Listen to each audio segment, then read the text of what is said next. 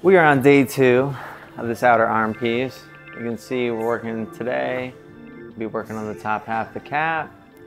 Stencil held pretty nicely. I'm just kind of repairing the stencil back here a little bit.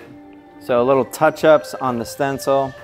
But for the most part, I'm pretty happy with how it held. I just had taped down some paper towels and wrapped them in a bandage, and that was able to hold the stencil pretty well. So now I'll patch up this side. I'm gonna draw a little bit in the face, and then we will get going, and we will be finishing this guy up today. I like to use tattoo armor, and then I just wrapped it in this really tight, and then saran wrap over that. Okay. And then it saved most of the stencil. Yeah. I'm just drawing like little pieces of it.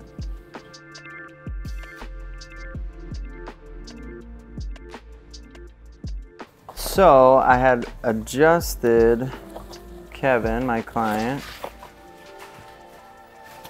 I changed the position just for this area on the tattoo. It's almost like this inner armpit area, just to make my life easier. You know, this way allows this stretch of this area. So I'll be able to work faster. So I'm just gonna have him down just to work in that little area, and then we'll bring him back up to the upright position. So this is gonna save me a lot of time in my tattoo process. So we're gonna be coming in here. I'm just gonna be draw. So I drew freehanded a little bit on him while he was laying down just to check the work. I'm having him stand up just to double check. Cool, this all looks good. I'm just gonna adjust this a little bit. That looks good, that looks good. Cool. Sometimes it can be a lot of up and down for the client, but I'd so much rather just double, triple check everything than to do a weird line while they're laying down. They stand up and I realize it's crooked. You know, the skin stretches. Obviously, that's why I have him lying down. So I bring him back up to the rest position and I check that everything I drew on him looks correct, which it does. So time to tattoo. All right, so when working on this part of the arm, and there are a few parts of the body that are like this, but especially that inner arm, the skin is a little more loose just on everyone. So you wanna make sure you really get a good stretch on that skin. And what I mean by that is like when you're working, you're really making sure the skin is taut, like it's nice and tight. If it's not, you'll know. And how will you know this? Like needle might get snagged. It will kind of get hung up on the skin. It might feel like you punctured them. So if you have the skin nice and tight, you know, it's a lot easier to work with, but some people have trouble in these areas, you know, and what I'm doing is I'm using my pointer finger, my thumb, and then my hand here, and I'm working in smaller areas. If I was working in a bigger area, I might do more like this, you know?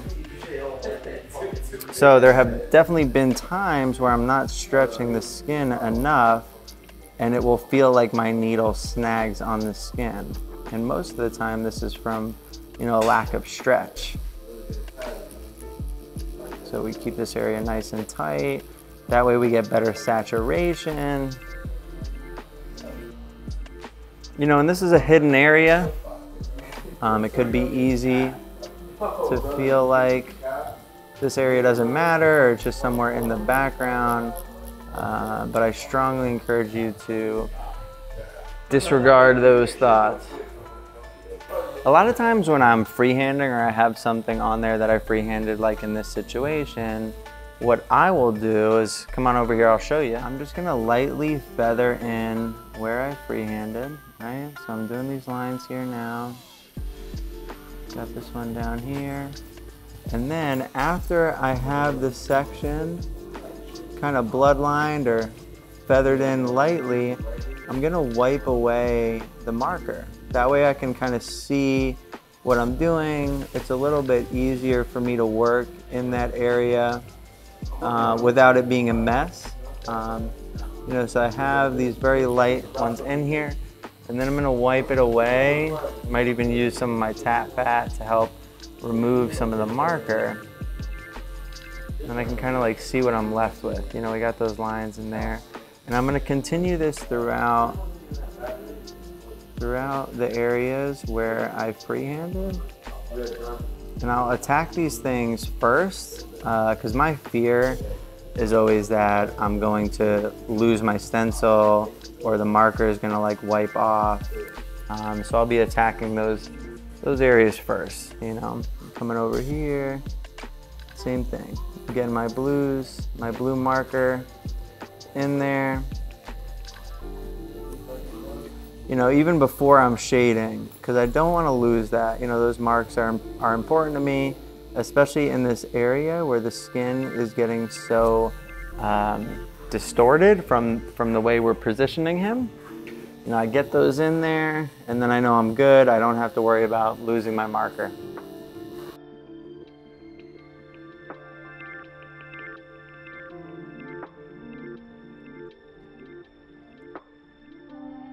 So we're just coming back from a break. As you can see, we got that section done. A little bloody right now. Got that done pretty fast, and now I'm gonna bring him back to the upright position, and we're gonna make our way across the tattoo. So I searched through like a bunch of faces. I found one I liked, but then it's also like finding a face you like in the correct angle. Like I wanted this like 3/4 portrait, kind of turned a little bit. Yeah. So I figured it would create nice flow on the arm. Found that, and then I had to find like a helmet that I liked that would fit him. But you just kind of start building it, and then once I had the face in the helmet, started playing with some shadows, and then I would realize like, oh, it's a little too dark in this area, it's too light in this area, and started balancing out, putting the light flowers like in the dark areas, putting some highlights in the dark areas. And then you just keep building it and looking at it and building and looking. Day 2 of John tattooing his client.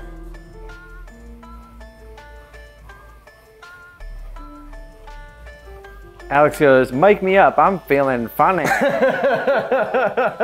Yeah, dude, all the funny went away. It's gone now.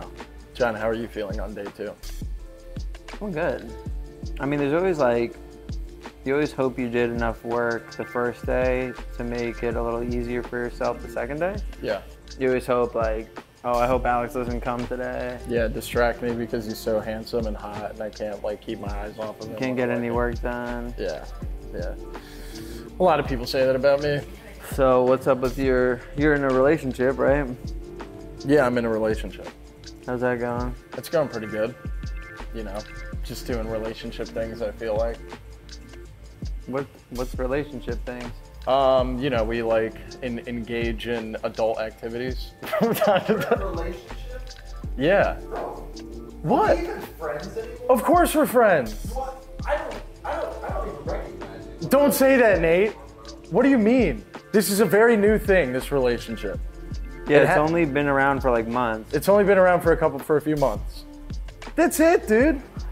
But technically speaking, Which in children time is years. I've been with her for about 5 years now. Yeah, what is that in dog years? What's 5 months in dog years, bro? Kevin, do you have any questions for Alex? Kevin, please ask me questions. Do you have any questions for me? What do you think about the area? Of Fort Lauderdale? Yeah. Oh my God, what a shithole this place is. It used to be way cooler. Like it used to be very local. I feel like it was a very, almost like beach town type of vibe. And now there's just a whole bunch of construction and inflation and it kind of sucks. But it's still pretty cool, dude. Get what? Hey man, how are you? You got food? Nice, who's it for? No way, Fritz just told me to get his own food. Thanks, man. Fritz, you ordered food, and when he came to the door, you told him to get it? That's pretty baller. Hey, you have food? Yo, but the best was, yo, Nate, Fritz goes like this, Alex, go help him. Yeah, dude, what the, you can go get your fucking food up there. You fucking piece of shit, dude.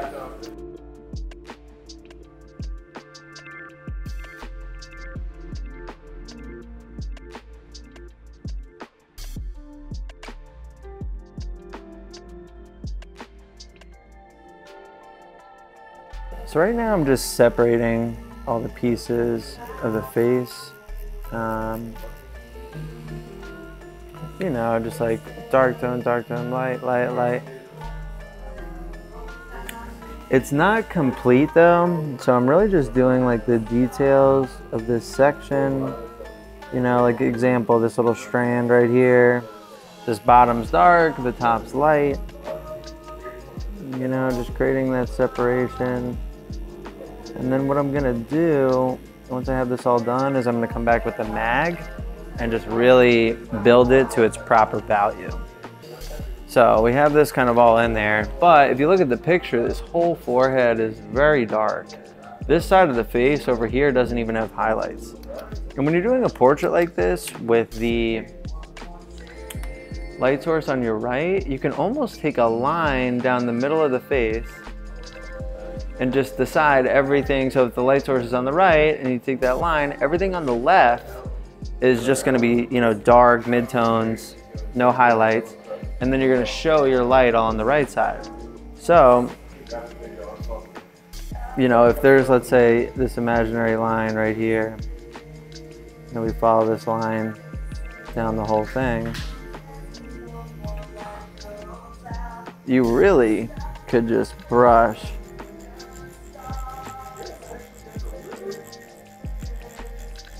shadow over the whole thing, and it creates this like nice light source divide for you, you know? So that's a simplified version of what I'm about to do, but essentially I'm just coming over on this side and I'm making sure there's no skin tone. You know, I'm getting rid of these highlights that I had left, and this will make my piece a lot more dynamic, have a lot more range. Things just tend to look better when they're amplified by like a single light source, or when it becomes very obvious where your light source is.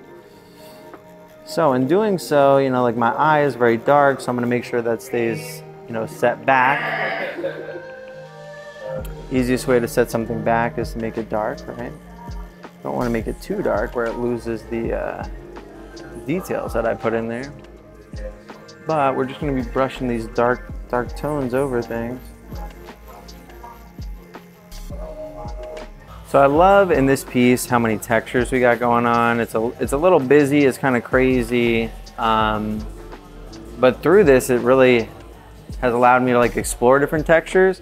So I want to go over just, you know, two little tricks, two little different things that I've been using a lot in this piece. So right here we have like the ridge here, you know, and this might be a simple concept, but definitely an effective one. And what this is this is kind of like a round ridge to the helmet. And we can see like in this ridge here, there is this bottom shadow. And it starts really dark here and it lightens as it goes across. So it, you know, it's light here and it gets darker as it goes across, and it just kind of cuts this in half, you know? So by just flicking up, I get this nice shadow under this. Now, down here needs to be darker than the little shadow with accent shadow up there. And then we notice the highlight really appearing on the front here and then trickling down. It's almost a reverse of the shadow, right? So it's like very light up here and then it actually gets lighter. So I'm just gonna put a shadow over the whole thing there. Almost like a yin yang in a sense. But it kind of creates that little ridge point that we want. Now to emphasize the highlight and not lose this like mid-tone, when I shade the center, I'm just gonna come up against that highlight to bring it out a little bit more, you know, but we still get that effect. Sometimes you'll be going fast, you'll be doing stuff, you can always come back in, you know, I'll come back in with my liner to sharpen it up, and I'm just gonna almost bloodline the top there so it gets that nice crisp look. And then for this top one, I'll repeat the same thing, so I'll do it again with you. We're just gonna flick up from the bottom. I'm just cutting it in half. I'm leaving the top negative, As I get closer to here, I'm pressing a little bit harder, I'm making it a little darker. This here, it's a gray, right? It's not a highlight, it's not white. So now I'm gonna come back over the whole thing, very light, pressing a little harder, pressing my hardest here, boom. You know, and we got that in there. Something small, but definitely part of the details. Now I wanna focus on this drop shadow right here. So what is a drop shadow, right? It's when the light is hitting this object in front to then cast a shadow on the object in the back. So there's really two ways to approach this. You know, sometimes people will fill in the back object first, right? So fill in the whole back object, you know, do like all the details, and then they'll come and they'll put the shadow on top of it. That is kind of the way that I prefer to do that. But I mean like completely fill it in, I just showed it quick. But when I'm hitting a drop shadow, my darkest part of the shadow is gonna be on the outside, right? So I'm gonna be flicking from the outside of the shadow in. And it's gonna give me the effect I want, and it's also gonna create a nice sharp shadow. You know, a lot of times with a drop shadow, they're casting a shadow from an image, so they end up being sharp. My personal preference is to keep them sharp. Sometimes people like do them faded and stuff, but when you do that, it just gives it this really nice effect. So if we come back to this area, we see our drop shadow in there. So I'm gonna come and I'm gonna fill this whole area in to the full details to look like that, and we'll check back in a second.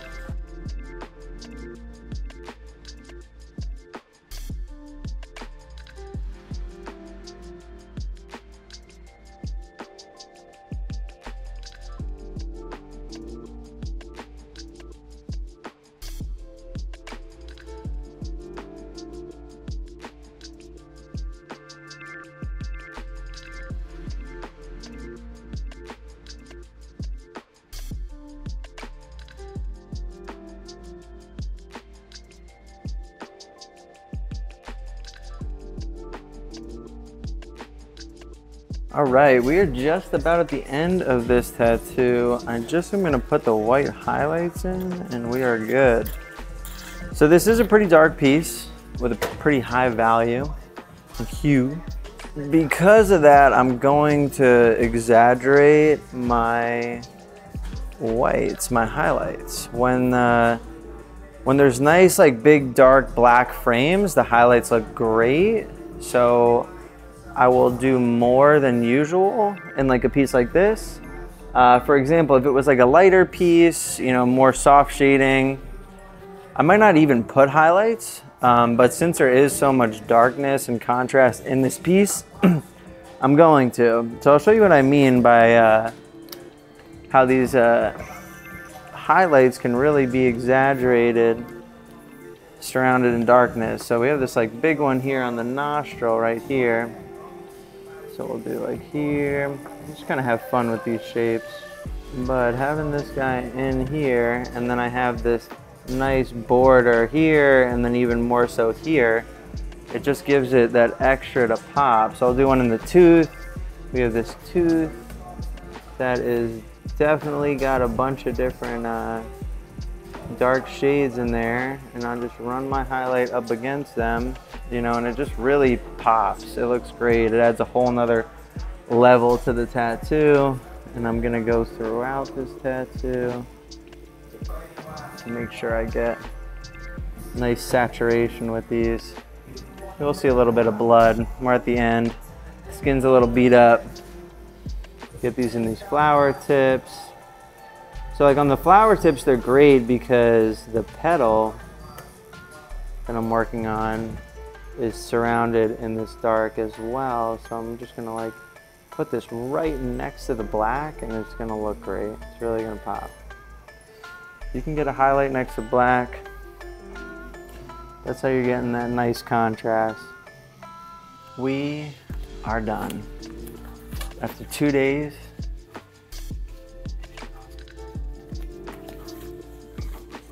we're finally done. I saw like you crash there for a second. That's right. Sometimes my suppressed memories come out. So we let the whites kind of bleed out a little bit and then dry. The blood dried a little bit, so I gotta loosen this up, get it off. Could not be happier with the results. This thing flows super nice with the placement of the body. We have this round on the top, forward facing, comes down this way, draws the attention up. So we can really see some of the concepts I was talking about earlier in the video. So this is like a new thing that I've been doing with the faces with the light source, is you kind of take the face and you just draw a line down the center of the face, and then I'll just darken everything on this side, and it really forces you over here, you know? And our highlight areas, like things that are touching the light first, is gonna be here, here, the nose, things that are closest to us or closest to the light source, right? We have a nice balance with this negative, dark, gray, you know, the light contrast in the face, and then this is a little dark, so we bring it back to the light with here. We give it kind of just this night light background, you know, so that it doesn't have that lazy look of just nothing. It has something in there, which also fades in, and keeps us in the center of the piece. Time to take some pictures.